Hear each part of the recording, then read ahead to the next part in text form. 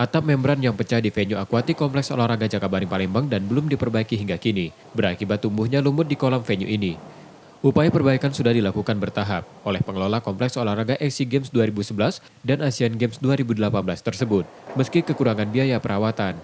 Belum sempurnanya perbaikan membuat sinar matahari masuk ke air kolam dan menyebabkan tumbuhnya lumut.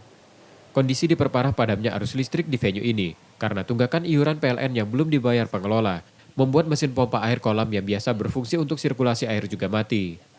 Tahun lalu itu kan ada angin puting beliung dan venue akuatik itu yang parah karena atapnya itu kan ada terbang tuh, jadi terbuka semuanya. Sampai hari ini kan belum ada perbaikan. Nah, jadi kan itu kan karena dia tidak ada tertutup, jadi kan dia terkena sinar matahari langsung, dia terkena air hujan, ya kan, dia terkena kotoran semuanya.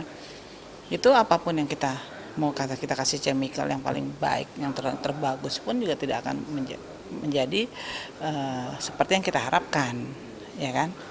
Tapi tetap kita jaga itu semua. Upaya manual dilakukan pengelola agar lumut tak berkembang di dalam kolam, dengan memberikan senyawa kimia kalsium hipoklorit sebagai penetralisir. Meski air kolam yang tak seperti biasanya, atlet renang dan loncat indah Sumsel Proyeksi Prapon dan PON terpaksa berlatih di kolam ini. Reski Oktora, Nur Muhammad, Kompas TV, Palembang.